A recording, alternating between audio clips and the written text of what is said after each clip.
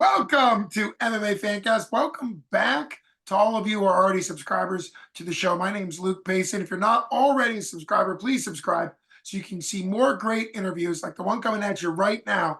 The top ranked amateur MMA heavyweight fighter in all of tapology, Northeast region, is back on the show now to talk about an upcoming title fight 15 days away for Main Men Promotions, March 16th. Super, super excited for undefeated 4-0 amateur MMA title challenger, Julian Flenory. Welcome back to the show.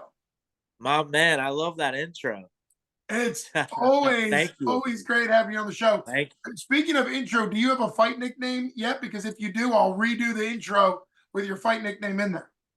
It's funny you say that. I did in the beginning, like for my first fight.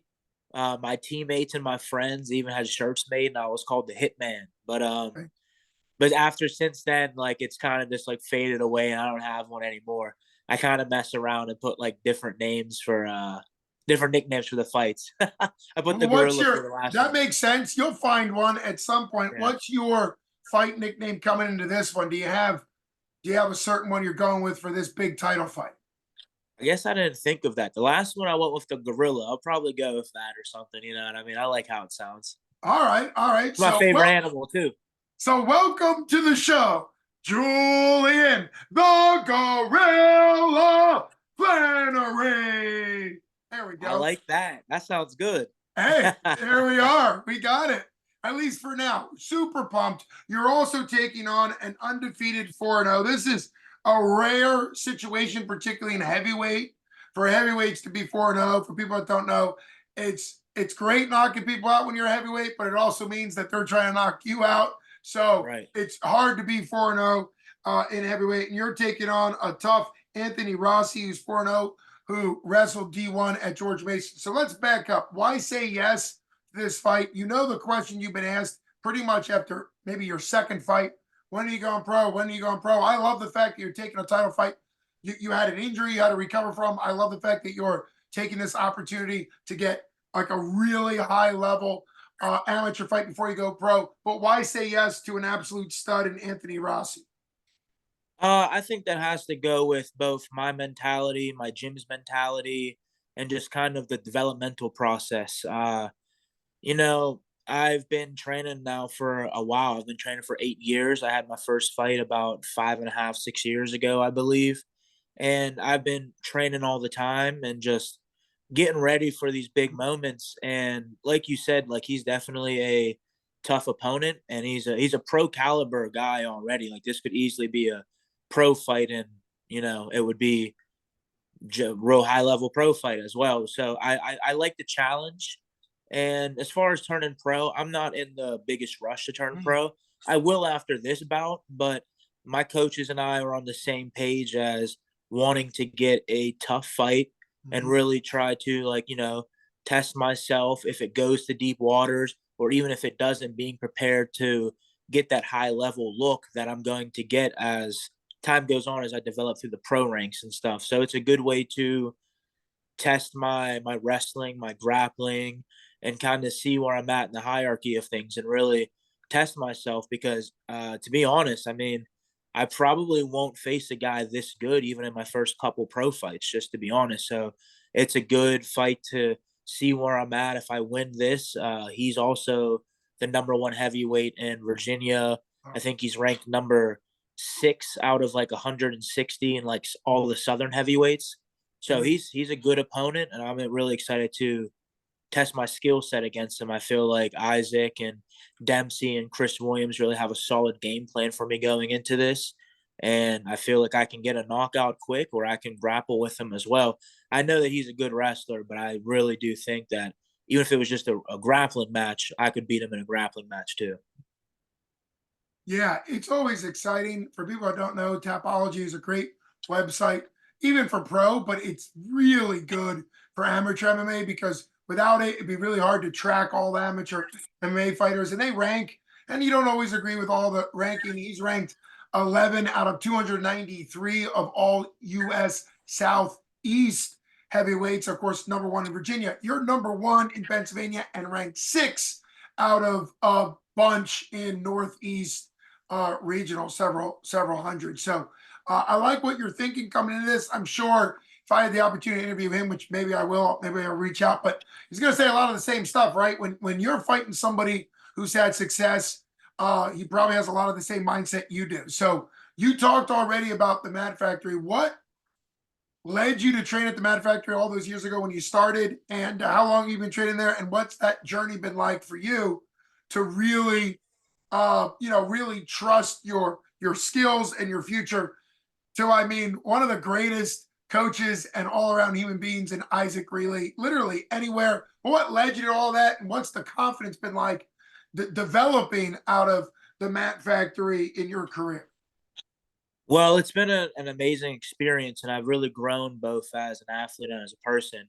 I've been there now for 5.5, 6 years maybe. I've been training there, and it started because I was up Clarion playing football, but I was also training at Clarion MMA. But when I would come home for the summer and for winter breaks, spring breaks, I wanted a home gym to train at. And some of my friends, I had a lot of friends that wrestled up at Clarion, which is a Division 1 program, and you would know Taylor Cahill and Yeah, his younger brother and his younger brother Toby Cahill sure.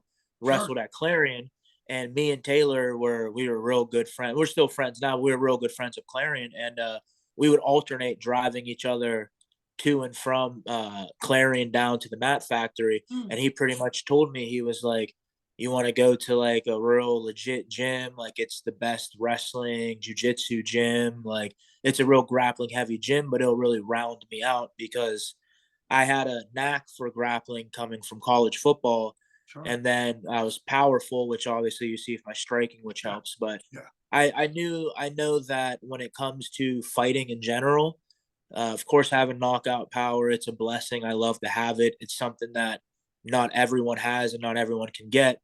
But I also understand that the most important aspect of fighting is going to be wrestling, jujitsu, the grappling aspect of it, because the fight's always going to hit the ground. And when you do, it's very technical. You know, you can get caught with like the puncher's chance or a heavy punch on the feet by someone who's not the same skill level as you. Everyone has their day. Like Sean Strickland out striking Israel Adesanya. Like, if usually you wouldn't expect that to happen, but Right. when the fight hits the ground, you want to be prepared for that. So I wanted my wrestling, my jujitsu, I wanted all of that stuff to be elevated. And I'm the type of person where if I want to be good at something, I'm gonna throw myself to the sharks and really, get myself better because I'm there and I'm learning under the tutelage of Isaac Greeley, Chris Dempsey, Don Mazzato was there for me in the beginning. Jimmy Serra is a teacher there. Matt Schaefer, Eric Alpine's a black belt. Brian Marska. I mean, Dustin Falloy. You can go on and on. We have about 7 black belts in the gym at any time, and then we have a plethora of brown belts too. So just learning from them, you're going to learn a lot that you don't get from per se other gyms. And that's not a diss to any other gym because there's many great gyms in the Pittsburgh area and just around in general. It's just the amount of black belts, high level guys, all American wrestlers, collegiate wrestlers in general is unrivaled at the factory. And I knew if grappling was a aspect that I really wanted to improve on, because I don't have that high school, middle school, childhood, youth background of wrestling and doing jujitsu. I knew if I wanted to elevate my game, I had to, like I said, throw myself to the sharks. And really, I was pretty green when I first got there, and Isaac saw the potential, and he's worked with me now for years to the point to where I'm very, very confident as a grappler there. So it's been great. Isaac obviously is going to show you all the bread and butter. All the coaches are going to show you their bread and butter that have won IBJJF and PANS and went to ADCC trials and all of the things that you can do in the wrestling and grappling aspect. I learn a little bit from them every single session that I'm there. And over the years, it's, really compiled to where I'm a very confident, strong grappler and very sure in my skills. And then you have my training partners, which, there's not too many heavyweights in general, but if you think about it with all the gyms in the Pittsburgh area, all of the heavyweights are all at the Mat Factory with myself, Cody Gamble, Justin Pippins. Chris Hustleton's a bigger boy that had a fight at heavyweight, but he's a 205er. We have good grapplers as well that have helped me, like Damon Sims, Isaac Reed. Damon Sims was a D2 All-American. Isaac Reed was a high-level Division I heavyweight up at Lock Haven. We have a young buck in the gym, Brandon Kane. He's only been training for about a year, I'd say, maybe a little bit more, a couple months more. But he owns CBC Fitness out in Murraysville, and he's an absolute tank, and he's caught on super quick. I just have all these big guys there too that it's like I'm not going to get those big bodies at literally any other gym in the Pittsburgh area. So it's one of those special situations that works out for everyone involved. So I'm very thankful to be at the factory and have the wisdom that I get from those high level guys that I aspire to be in similar positions as time goes on. Well, and it's great to hear you explain all that because you worked through what got you to that factory. Great shout out to the Cahills. I mean, that's pretty cool to see kind of the connection there. Something that's interesting because we've talked both on the show and off, and it's incredible because I know you great at BJJ, love grappling. You know, you've done just grappling matches, grappling super fights, and yet you're 4-0, all knockouts, all 4 wins so quickly that if you add it up, it's just a second or two under 2 minutes for 4 total fights. And your slowest fight, the longest fight you've ever had, was your debut. You know, you're warming up, you didn't quite know your Uh huh. stride yet. Minute and 2 seconds for your first fight, 34 seconds for your second, 16 seconds for your third fight, which at that point, I think myself and most people thought, okay, 16 seconds is going to be Julian's sort of high water mark. That's about the fastest he could get one done. Nope, 9 seconds in your last fight. So we've always talked about this. This is not a secret that obviously people are going to look at you and it's exciting to watch a knockout artist. I mean, clearly that's what heavyweights are about. But the fact that you have this entire part of your game, the grappling, the wrestling, the jiu-jitsu, and train at the Mat Factory, which is like that's their expertise. I think that's what makes your future, whether it be for this specific fight or your pro career, really exciting because it's obviously good that you have the striking. And I'm going to do a callback to maybe 10 years ago in the UFC, Big Country Roy Nelson, who absolutely had the one hitter quitter. But, and it's easy for me to say because he's not punching me in the face, but he, thank God, because that, I wouldn't want that. But he lost some fights later in his career, even though he was a legit grappling jiu-jitsu guy and just didn't use it. He would spend most of his fight walking people down, throwing 1 or 2 punches at a time. And clearly he could still win and knock people out. But I've often thought, and I'm making a connection between you and Big Roy, because there was this untapped potential that he could have thrown in there. If anybody watched the Kimbo Slice heavyweight series, he won that, the Ultimate Fighter, and you really saw the fact that his IQ and what he knew to do was really high. So I think it's great having, and everybody gets to fight how they want. Big Country Roy Nelson got the career he wanted. Hats off to him. But I think for you, having this one knockout punch power is incredible. Keep knocking people out. But the fact that you have the deep water, the fact that you have grappling jiu-jitsu, which we haven't even seen, and we've seen what in one fight, what high level striking and jiu-jitsu in heavyweight can do if you're John Jones, right? The reality is there's usually a drop off in jiu-jitsu talent at heavyweight because they got to get through the sledgehammers to get in. So I think it's great that you're well rounded. Of course, Stephen Miocic had some great submissions as well. But what are your thoughts on the fact that people, other than your gym mates and your teammates and all, what is your thought on the fact that people have never really seen 75% of your MMA game? Well, I think that has, some to do with the rule set. Because of, even though I'm advanced amateur and I can ground and pound and stuff like that, I do think that it has a little bit to do because, there's not the elbows there. There's different clinch work that you can use to get it to the ground that I personally like to set things up with.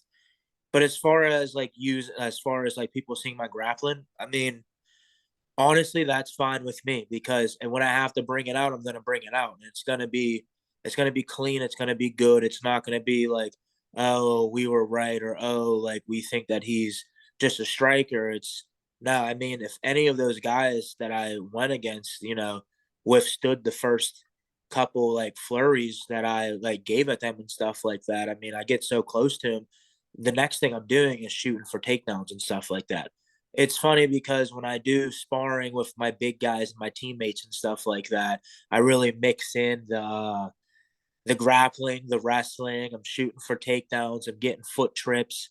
I'm doing the whole nine. It just so happens to be that in my fights that they don't make it past the hands. But some people out there might think because I haven't shown the grappling or because I'm not shooting right away for a takedown that it might be, lacking or not as good. But once again, if they knew what gym I trained out of and Mm, who I'm training with, I mean, just to survive rounds with those heavyweights, those beasts and stuff like that. I mean, I'm starting in bottom side control, bottom mount, you know what I mean, with Cody Gamble, Justin Pippins, Chris Dempsey's on top of me. I mean, heck, Isaac loves to come and jump on top of me too. And to be honest, he's probably the hardest one to get off you because he's like a spider monkey on yeah, you. You yeah. got to really shake him off you. So I'm working, a purple belt, really close to my brown belt.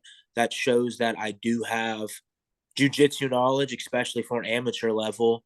And I've been wrestling at the Mad Factory Wrestling Club now for 5+ years, and even before then, when I started training 8 years ago, that's how I became friends with Taylor and Toby Cahill, and I was friends with different guys that wrestled up there as well from neighboring schools from my hometown. And I was up in the Clarion Wrestling Room wrestling 8 years ago too for about a 3 year period before I got to the Mad Factory with Division 1 guys. I've been wrestling with high level guys now for a long time. It's definitely something that's in my arsenal. I have, I was what was it, Fury Grappling. I have a Mhm. win on Fury Right. Grappling. I have wins for Fight to Win. Those are two huge promotions. I have, not bragging, but Naga belts. You know what I mean? Like I've won Naga Jiu-Jitsu, Soul Jiu-Jitsu tournaments. I do have that grappling pedigree there, but I do also understand that I do have a talent and I do have a blessing that I can knock people out with one punch. And I do have the tenacity to where I like to be in the fire. I Mhm. want to be in the fire. And I know that makes a lot of people uncomfortable. There's a lot of people that like the feeling out process. There's a lot of people that want to go jab for jab. And there's a lot of people that once they get in the pocket, it's not that they lack the skills. There are amazing fighters that sometimes just don't want to be in the pocket because that's where things can get really ugly really quickly. I like those situations. I think it comes from my life circumstances, growing up the way I did, having the mentality bestowed upon me from family and friends, and how to conduct my way and harder situations of life and stuff like that. So I feel like when the going gets tough, I like to get in there, and I'm just like I'm excited to be able to show that I have that grappling if it comes to that this fight, or I can put the hands on them. But either which way, like I'm excited to be able to show a diverse skill set this fight if I even need to. As always, I ask you a question and you give a really detailed answer. I'm obligated on my contract to always talk about GSP every interview, and uh, he's like that, right? You give him a question and he gives the explanation behind, like the thought of a fighter. The mental fight, the mental game, is always going to be over a long period the most important part. You can win some fights by athleticism and those type things, but the mental game, how you train, when you recover instead of pushing through an injury, what injuries to continue to train through, how you take fights, what you think about when you're in there, how you calm yourself, how you recover, and all that. So yeah, I mean you've got it all. Not only the skill and the focus, but also the mindset that comes into it. I'm super super excited when you were talking. I thought, there's also a stylistic matchup here between you and your opponent, both undefeated, both 4-0, both very top ranked. You've got 4 knockouts with all within the first round, obviously under 2 minutes. Every one of his wins are by decision.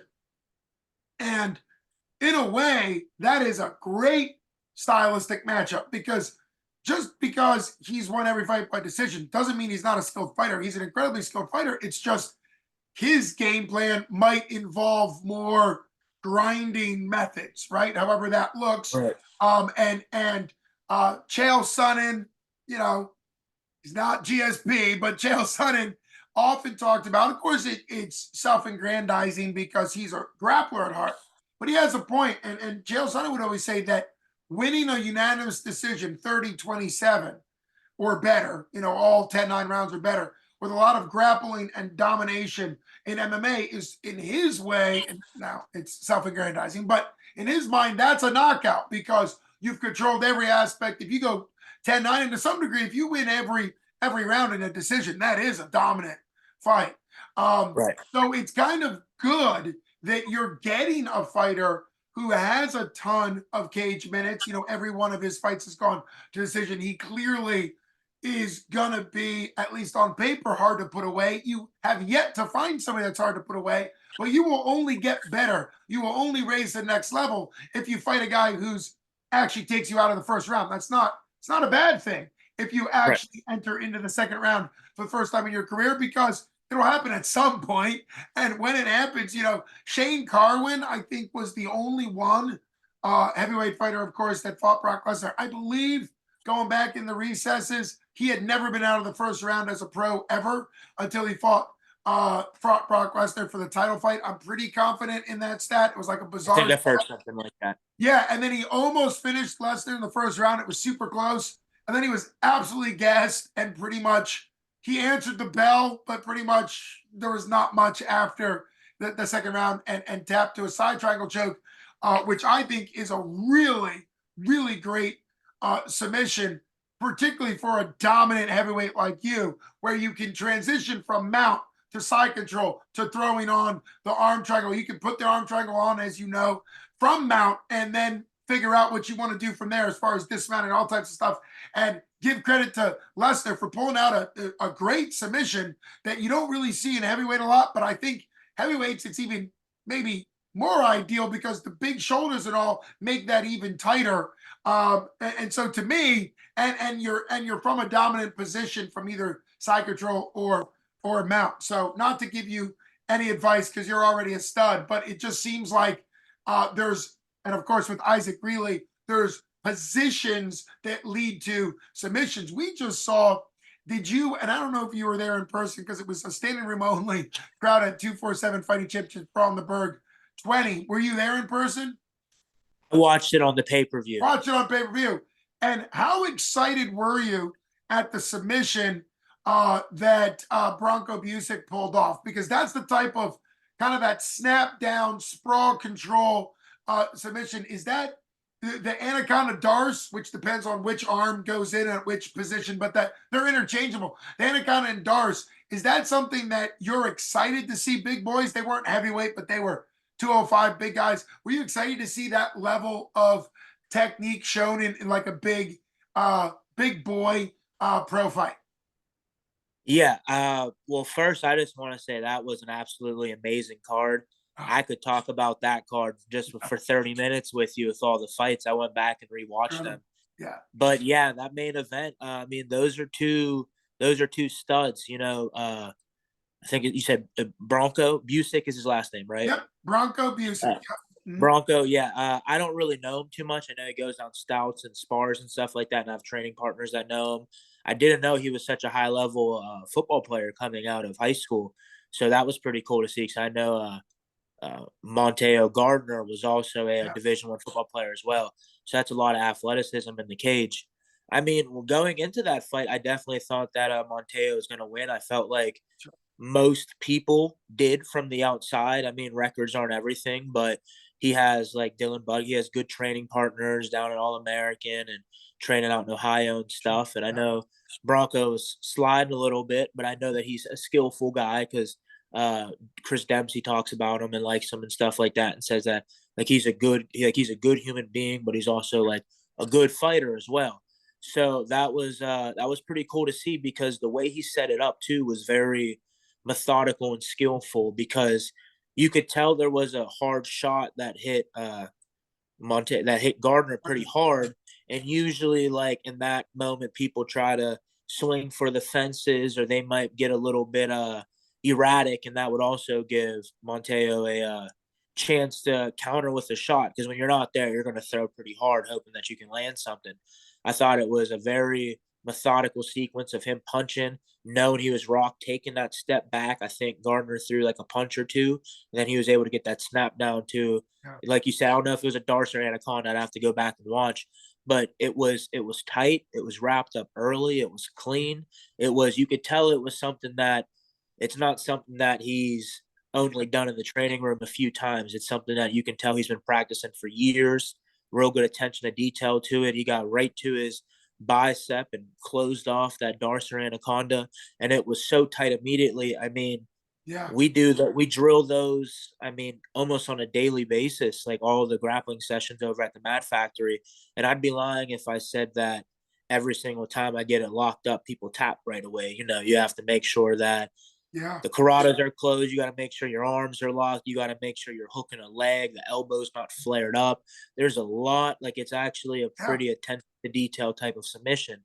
So when I saw that, one, I was caught by surprise. I didn't expect the victory to go to his side, but when I saw how quickly, like that was, Yeah. it was a very high skill level submission. It was smooth. He put it together, and like you said, it's something that I'm very understanding of. Is that yes, as you get higher in the weight classes, Mhm. strength and athleticism play more of a role than say skill set. I mean, the lower the weight class, you could argue the higher the skill level. So yeah, 205 of those guys that were, Monteo had some heavyweight fights in Sure. there, and then on the other side you have Bronco, who is a big 205er. I mean, he's pretty lean, you know what I mean? And he's a tall dude too. And just seeing that at the higher levels, it's just like even at the regional level, you can say like it's an evolution of the game that you see these Yeah. big guys are utilizing more jujitsu wrestling techniques instead of being the big brutes that most people are accustomed to,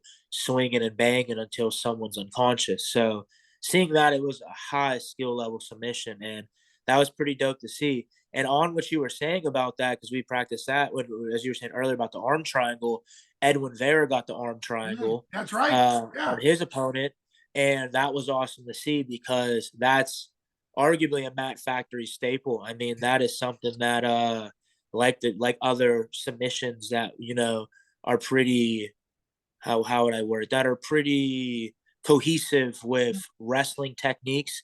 Like Chris Dempsey's the best at attacking the front headlock in Western Pennsylvania. Pennsylvania, arguably the region you could say of a few states, he's the best at attacking that front headlock, going to Darces, going to Anacondas, going to guillotines, Marcellotines, etc. And the arm triangles right in there as well as something that's very well Yeah. utilized as a submission. And that's something that we practice every day. I mean, it's funny because the week leading up to the fight and even recently, because of Edwin's big win, we've been practicing arm triangles a lot. And you know how it is, especially as fighters, where fighting's a lot simpler than people may think. You're drilling stuff weeks before, and that's like what you're feeling good on. You're most likely gonna be hitting that in a fight, or it's Right. gonna be on the front list of your mind if you Mhm. haven't trained other things for a couple weeks, couple months, whatever it may be. So like those submissions, like Edwin's and Broncos and stuff like that, it's stuff that I definitely look forward to doing myself as someone that practices them a lot. But it's also cool to see that, because like you said, the higher weight class, it's either KOs or TKOs, you know what I mean, or ground and pound from wrestling, someone getting a top position. But it was cool to see that submission by him. It was high level for sure. Yeah, it's high level. Again, great breakdown for people that are kind of still new to MMA, or just think that the big guys are like the gorilla that I introduced. The reality is using the technical skill for submissions, I think, like is just developing and developing up through the weight classes.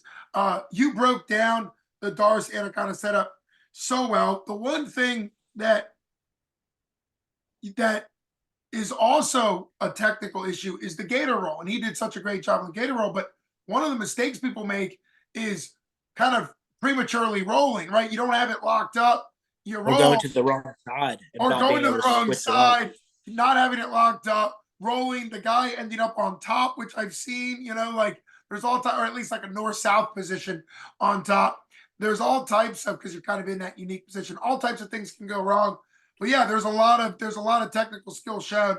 I'm pumped to have you on the show again to talk about your upcoming 4-0 versus 4-0. Fight sells itself. People need to be getting tickets from you. It's a great location in Morgantown. Allows the Pittsburgh people to come down and support. So I'm really excited.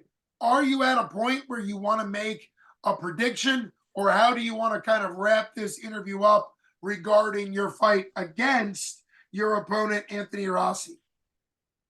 In regards to Anthony Rossi, I have respect for him, his wrestling pedigree.